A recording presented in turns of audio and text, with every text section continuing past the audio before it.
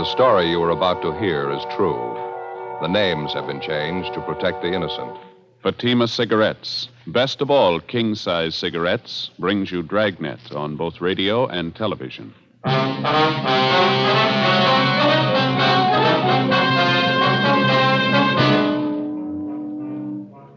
You're a detective sergeant. You're assigned to robbery detail. 2 convicts escaped from the state penitentiary. They're heading for your city. They're armed. They've boasted they won't be taken alive. Your job?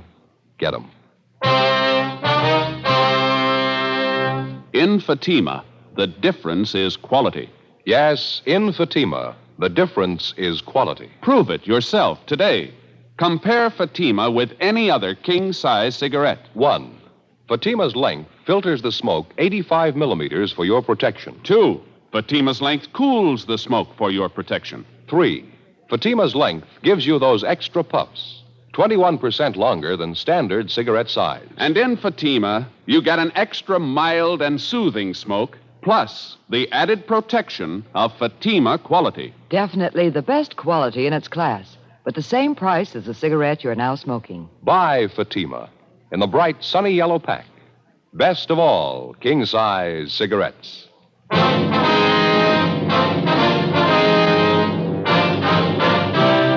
Dragnet, the documented drama of an actual crime. For the next 30 minutes, in cooperation with the Los Angeles Police Department, you will travel step by step on the side of the law through an actual case transcribed from official police files. From beginning to end, from crime to punishment, Dragnet is the story of your police force in action. It was Wednesday, October 6th. It was cloudy in Los Angeles. We were working the day watch out of robbery detail. My partner's Ed Jacobs. The boss is Captain Didion. My name's Friday. We were on the way out from the office, and it was 2:40 p.m. when we got to Kesterson Boulevard. Number 1256. Sounds like she's having a party, huh? Yeah, try it again, huh? Maybe they can't hear it inside. Mm-hmm. Yes? Police officers, ma'am. You Ruth Thompson? Yes, that's right. What is it? My name's Friday. This is my partner, Sergeant Jacobs, Central Robbery. We'd like to talk to you a few minutes if we could. Well, I have a party going on right now. A few of my friends are over. What'd you want, Sergeant? About an Andy Powell, Miss Thompson. I understand you know him. I did know him, yes. I haven't seen him for a long time, 3 or 4 years anyway. Mind if we ask a few questions about him? Won't take long. All right. Come in, please. Thank you. We're sorry to disturb you, ma'am. It's pretty important or we wouldn't hold you up Oh, here. it's all right. Down the hall here. All right. We can talk in the kitchen if you don't mind. It's my girlfriend's birthday today. Thought it'd be nice to have a little party for her. Oh, I see. Chair there, if you like. Oh, here, let me wipe it off. We spilled a drink on it. Probably Danny always spilling drinks. Suppose you know about Andy Powell, Miss Thompson, what happened this morning? What's that? About Andy Powell. You heard what happened this morning? Just what I read in the morning paper. They said he broke out of San Quentin, another man with him. It's true, then? He did break out? Yes, ma'am. That's the information we have. There's an all-points bulletin out on him. Well, I don't want to get involved in it. It's none of my business. Andy doesn't mean anything to me. Well, at the time he was sent up, you were engaged to Powell. Is that right? Yes, but that was before he got into trouble, before he went to San Quentin. I saw him after the trial. I told him how I felt about it. I told him it wasn't any use. You mean you called it off, that it? Wasn't much else to do. It was robbery, 5 years to life. It wasn't the first time either. Andy knew it'd be a long time, so die. Really, I had to tell him. I had to call it off. We understand you were on Powell's correspondence list while he was up at Quentin. You wrote to him, did you? Yes, the first couple of months. We haven't written lately, though. There wasn't any point to it. No point at all. Well, when was the last time you heard from Powell, Miss Thompson? The last time you wrote to him? Oh, 8 or 10 months. At least that. As I say, there wasn't much sense in going on. Andy knew he was in there for a long time. He couldn't expect me to wait all that time. Matter of fact, he said he didn't expect it. He told me that. You been up to visit Powell recently, Miss Thompson? No, I haven't. Well, then you haven't seen him since he went up to Quentin. You'll swear to that? Why do I have to swear to it? I already told you. Andy doesn't mean anything to me. It didn't make sense. It's all over. I'm not even a relative. Why do I have to swear to anything? You haven't seen Powell since he went up to Quentin, that right? Miss Thompson, is that right? What if I saw him or if I didn't see him? What difference does it make? It's none of my business. Oh, did you see him, Miss Thompson? What difference does it make? I don't have anything to do with him. He doesn't mean anything to me. I told you. Did you see him? This morning. When? Late this morning, about 10:30. Was he alone? No, another man was with him. Who was the other man? You recognize him? Bert Selby. It's the way he introduced him. He didn't try to hide it. Some fellow he broke out of jail with. What'd they want? Why were they here? Clothes, money. Looked like the devil, both of them. Terrible. What'd you give them? They asked for him. Not that silly. Didn't trust me any more than they trust you. Andy had a knife. I tried to tell him I didn't have any money. He didn't believe me. Came at me with that knife. I gave him the money. How much? About $17, $18, some loose change. They emptied my purse. They took it all. Anything else? Clothes, a couple of suits of my father's. He died last year. They took his gun, too. I never thought Andy'd be that way. It was terrible. What kind of a gun was it, Miss Thompson? Colt revolver, 38, I think. They took that and the clothes and the money. It was about 10:30 this morning. How come you didn't report that? You say you knew about the escape. You knew they were wanted, didn't you? Why should I? They warned me about it. They threatened me. They said they'd come back and get me if I told the police. Look, I don't want to get mixed up in this. I'm engaged to a nice fella now. We want to get married. I don't want to get mixed up in this. Andy Powell's nothing to me. Did you watch the two men when they left the house here? You notice if they drove off in a car? No, I didn't. I just shut the door and prayed I was rid of them. Took my money, food, my dad's clothes. Don't make it any tougher, huh? Please. Well, it's not a question of that, ma'am. We have to find them. We're going to need all the cooperation we can get. I told you everything I could, honestly. They said they'd come back and kill me if I even talked to you. I can't do any more. I sure hope you don't find him. How's that? When Andy went out the door, it's the last thing he said. He said if the cops ever found him, there was going to be a fight. Terrible look on his face. Yeah. He said you'd never take him alive.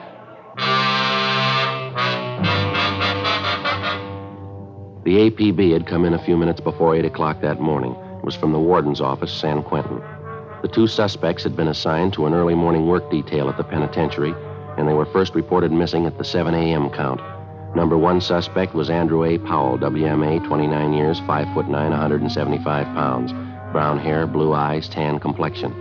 Suspect number two, Bertram O. Selby, WMA, 31 years, 5'11", 160 pounds, blonde hair, gray eyes, tan complexion.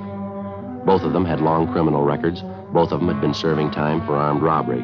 They'd used guns before. We figured if they had to, they'd use them again. Before we left Powell's ex-girlfriend, Ruth Thompson, we called the office and arranged for a 24-hour stakeout on her home in case the escaped prisoners returned.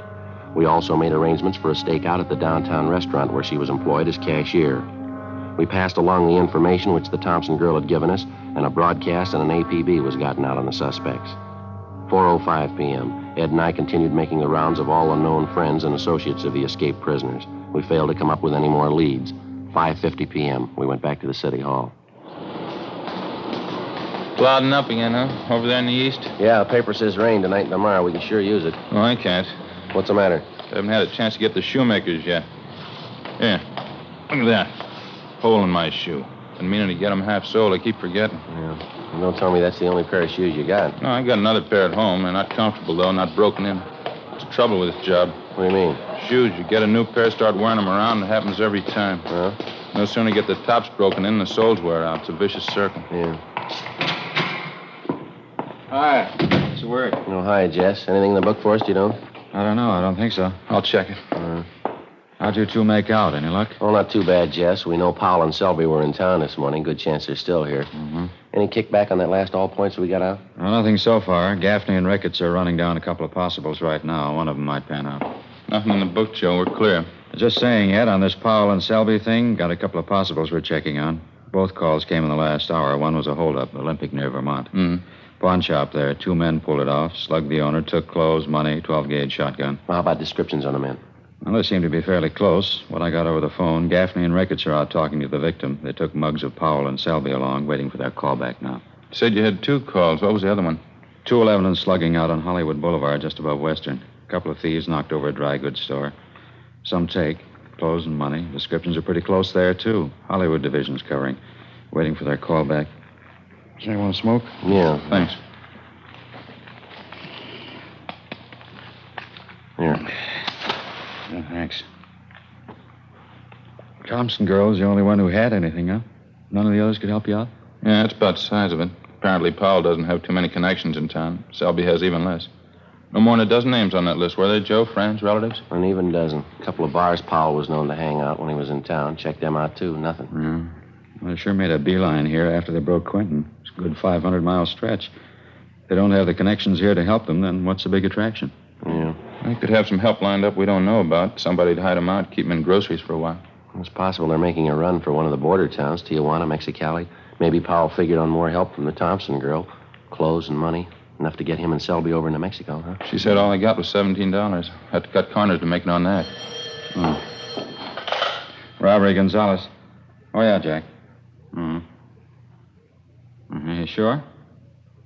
Yeah, okay, fine, thanks. Bye. What do you got? Jack Ricketts. He and Gaffney just finished talking to the owner of the pawn shop that was held up, the one on Olympic. Yeah. They gave him a handful of mug shots to check. He tabbed 2 of them, Powell and Selby. 6:30 p.m.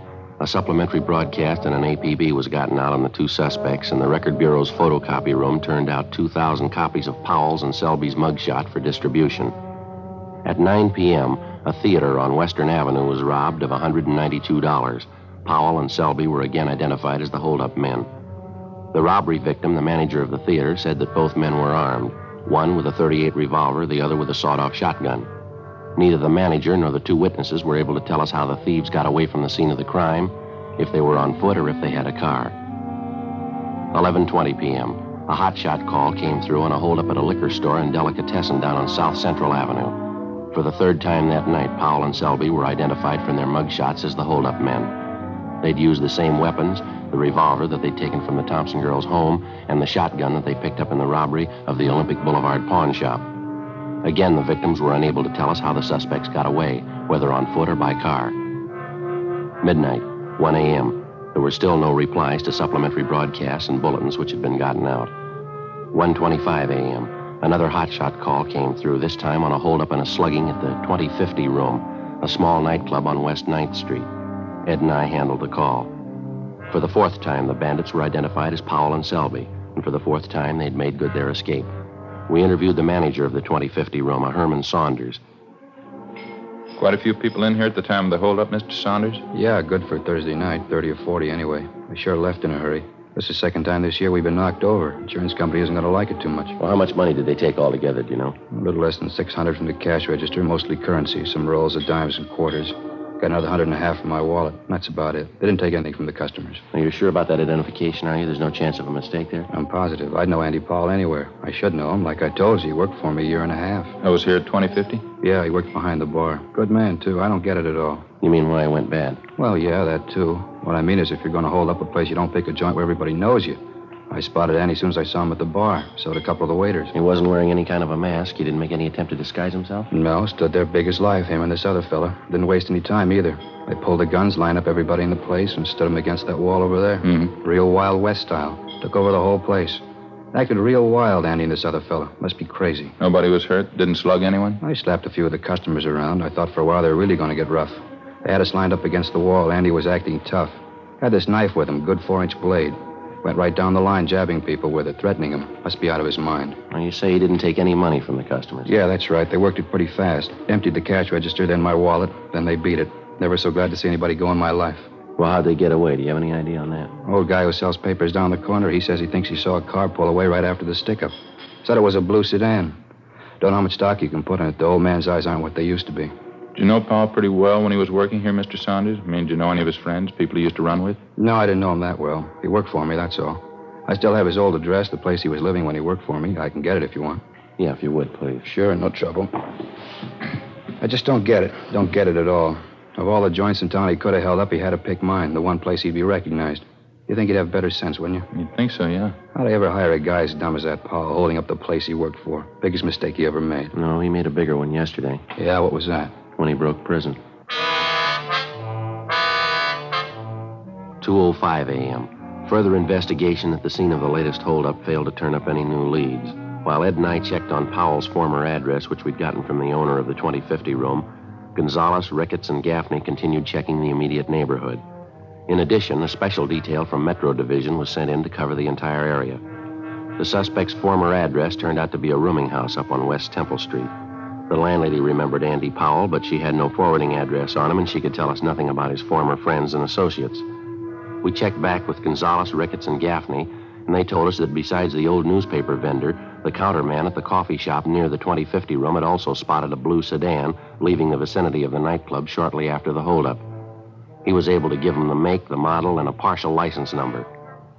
A supplementary all points had been gotten out on it immediately, and the information relayed to DMV and auto theft detail.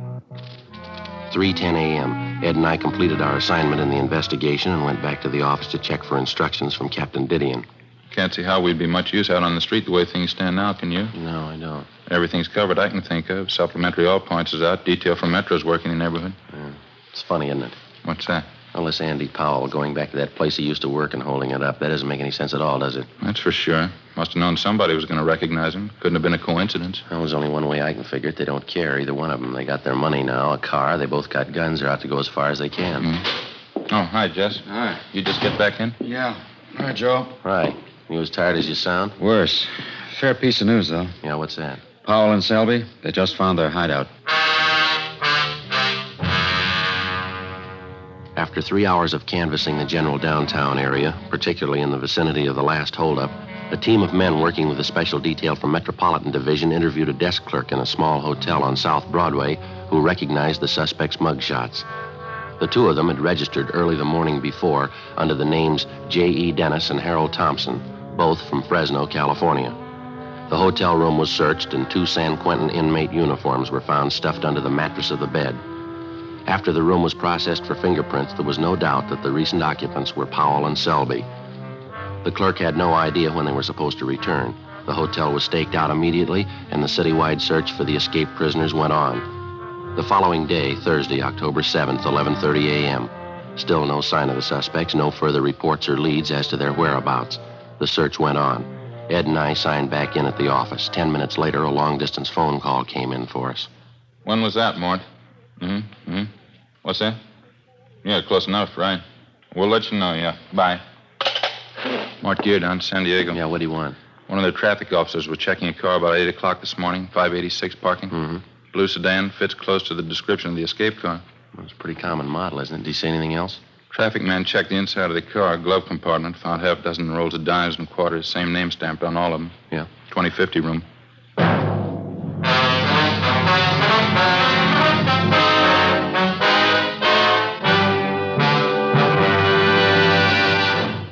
You are listening to Dragnet, authentic stories of your police force in action. Comparison proves Fatima quality. Prove Fatima quality yourself today. Compare Fatima with any other king-size cigarette. 1. Fatima's length filters the smoke 85 millimeters for your protection. 2. Fatima's length cools the smoke for your protection. 3. Fatima's length gives you those extra puffs, 21% longer than standard cigarette size. And in Fatima, you get an extra mild and soothing smoke, plus the added protection of Fatima quality. Friends, to show our confidence in Fatima, we make this money-back guarantee. Buy a pack of Fatimas. Enjoy Fatima quality, extra mildness, and superbly blended tobaccos. If you're not convinced Fatima is better than the king-size cigarette you're now smoking, just return the pack and the unsmoked Fatimas by August 1st, 1952, for your money back plus postage. Fatima, Box 37, New York 1. Remember, because of its quality, its extra mildness, its better flavor and aroma, more smokers now insist on Fatima than ever before. Insist on the best. Fatima, extra mild and soothing, plus the added protection of Fatima quality. Smoke Fatima. Best of all, king-size cigarettes.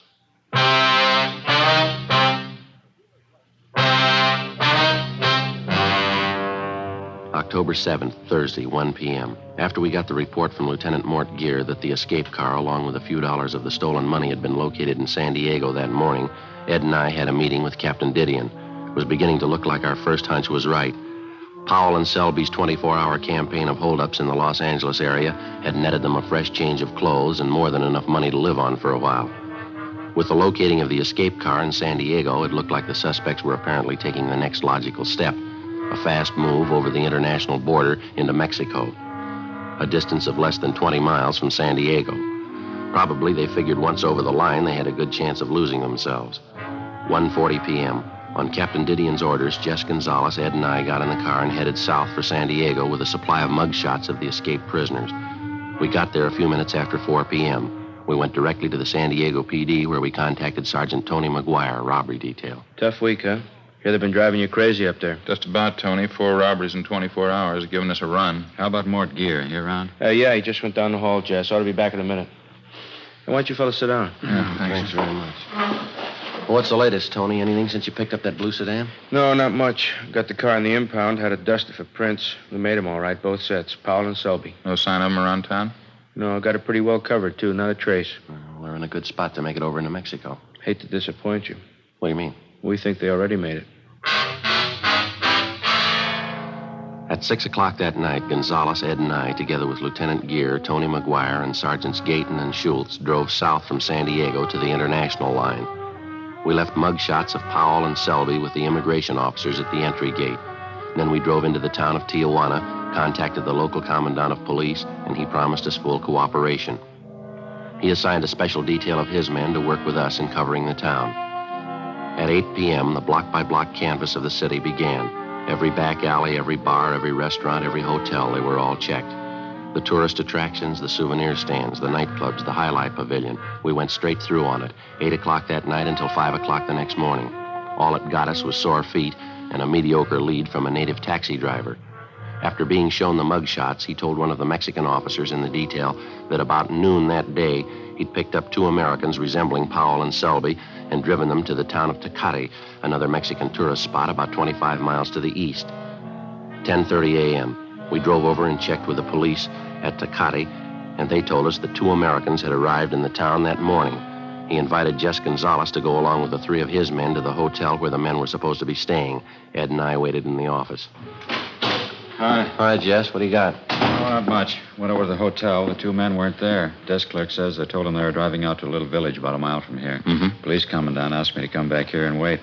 Said he and his men would drive out to the village and check the men out. That seems a little funny, doesn't it? Well, he didn't invite me to come along. It's not a good idea to push him. I mean, after all, it's his jurisdiction. Yeah. We're supposed to wait here till they get back? Yeah. I'm out to him now. See, policia? Yeah. See. About half an hour, yes, sir. All right, gracias. Goodbye, see. The commandant, he and his men found the 2 Americans. Yeah? No go. They're not Powell and Selby. Half an hour later, the police commandant of Tecate returned to the station along with his men and the 2 American tourists in question. One look at them, and we knew we'd made the trip from Tijuana for nothing. Except for their build and the color of their hair, the 2 Americans bore little or no resemblance to Powell and Selby. 2:30 p.m., we headed back for Tijuana, and we checked in with Mort Gear and the rest of the men. While we'd been gone, they'd chased down half a dozen leads, but none of them had panned out. The rest of the afternoon, we covered the racetrack at Agua Caliente and distributed mugshots of the suspects to all track police officers. The mutual windows were covered and also the foreign book. No luck. The 6 of us took time out for a bite of supper, and we talked it over. Logically, the next place in line to cover was either the fishing town of Ensenada on the coast or the city of Mexicali further inland. We decided to try Ensenada first. 7:30 that night, we checked in at the Ensenada police station where we met with the local sub-commandant, Pedro Martinez. Like the other commandants in Tijuana and Tecate, he offered full cooperation and gave us a special detail of men to aid in the search. We gave him a supply of mugshots of the 2 convicts to distribute among his men. Here you are, sir. These are pictures of one of them, Andrew Powell. This one here is the other man, Bert Selby. All right, thank you. Juan? See? ¿Qué es? These pictures, Juan. Criminals. They're for distribution to the men, 1 each. Sí. ¿Estos son los hombres? Sí, ¿por qué? Un momento. Sí. Excuse me, officers. Yes, all right. Go ahead. ¿Qué pasa? Creo que los conozco. Joe, what is it? Well, it's got me, I don't know. See the look on his face when the chief showed him the mugshots? Yeah, he's got something on his mind. Let's wait a minute. Officers, I hope you will excuse me. Yes, sir. Anything wrong? My assistant, Teniente San Filippo. He says he knows the pictures of these men. Oh, how's that? He says he saw these men this morning here in Ensenada. Yeah, he's sure about that, is he? Yes, sir. He says he's sure. He says the 2 men were here last night, right here in the station. You mean your men booked them in, they committed some kind of crime? Oh, no, sir. They came in to report a crime. 8:20 p.m. On further questioning, the assistant to the Ensenada commandant of police told us that the night before, 2 men answering Powell and Selby's description had come in to file a complaint at the central police station. They charged that they'd had their pockets picked at a local bar while they were under the influence of alcohol. The 2 complainants, who matched Powell's and Selby's descriptions perfectly, signed themselves J.E. Dennis and Harold Thompson, both from Fresno, California, the same names and addresses that had been used by the occupants of the Southside Los Angeles hotel room where the discarded prison uniforms had been found a day and a half before. After a brief talk with the police commandant, he dispatched a special detail to go out and pick up the 2 men registered as Dennis and Thompson at a motel near the south end of the city. At the commandant's request, we remained at the office. 9 p.m., 9:30. The detail assigned to the job returned, but with only one of the suspects with him, Andrew Powell. While resisting arrest, the other suspect, identified as Selby, received a cut forehead and was being taken to a local clinic for treatment. The commandant briefed us on what had happened. The rooms were searched, Officer Friday. Some money was found, also 2 guns, a revolver, a shotgun. Here they are. All right, thanks very much, sir. Well, Paul, how about it? You ready to cop out? What are you talking about, cop out? What'd you guys come all the way down here for anyway? You can't touch us. What makes you think we can't? You can't, that's all. You know better. You can't arrest us down here. No jurisdiction. We didn't arrest you, Powell. The Mexican officers did. Okay, fine. Now, how do you expect to get us out of Mexico? Guess again, copper. You know you can't do it. You haven't got the right to. Maybe. You want to tell us where you have the loot? The money you took in those holdups? Why should I? Look, why don't you admit it? We got you beat. We got over the line. You can't touch us down here. I don't bet on that, mister. Commandant, Yes, sir? you want to tell him how it stands? I will see that the general in charge of the Northern District is notified in the morning of your case. He will see that you and your partner are deported. What are you trying to pull? You can't do that. You know it. It's illegal. So's robbery, Powell. Come off it. Doesn't make any difference. You can't touch us in Mexico. It's against the law. You can't touch us. A popular misconception, Mr. Powell. I'm afraid you have made a mistake. If you like, you can pass the word. How long would it be for us to receive the prisoners at the line, sir? I don't know. A long time, I think. Maybe as long as 1 o'clock tomorrow. You know you can't do this. You'll never get away with it. I know a lawyer in Tijuana. I'll get him to straighten it out. You understand, Sergeant, we can't hand these men over to you now. But if you will be at the international border at 1 o'clock tomorrow, I'm sure they'll be crossing over. You can't do this. It's illegal. You know you can't. We're going to try. Wasting your time? Why don't you admit it? You can't arrest us. We got over the line. We got you beat. You can't arrest us, and you know it. You know that, don't you? There's only one thing I know for sure, Powell. Yeah? San Quentin. You got out and you're going back.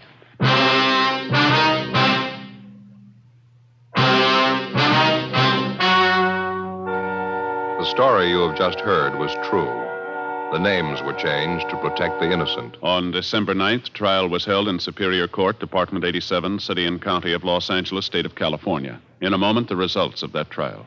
Now, here is our star, Jack Webb. Thank you, George Fenneman. Friends, try a pack of Fatimas tomorrow and compare them yourself.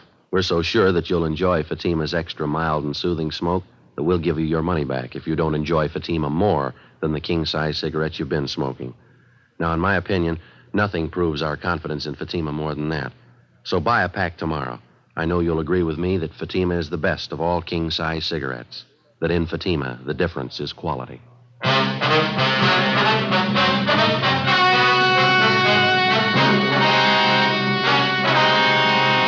Andrew Powell and Bertram Selby were deported from Mexico as undesirable aliens and turned over to U.S. authorities at the international border.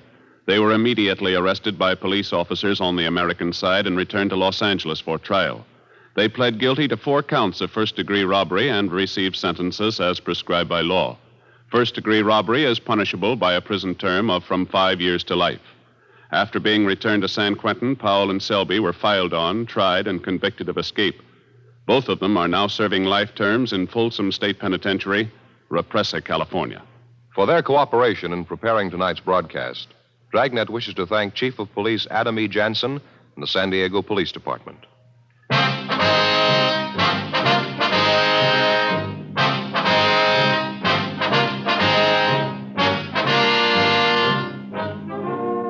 You have just heard Dragnet, a series of authentic cases from official files.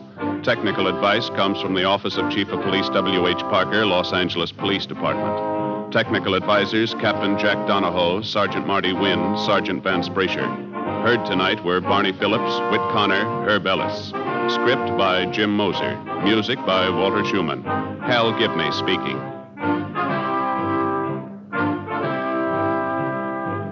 Fatima Cigarettes, best of all king-size cigarettes, has brought you Dragnet, transcribed from Los Angeles. Now it's Counter Spy on NBC.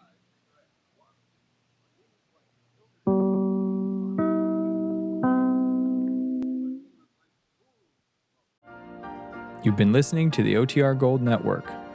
Find more classic radio at otrgold.com.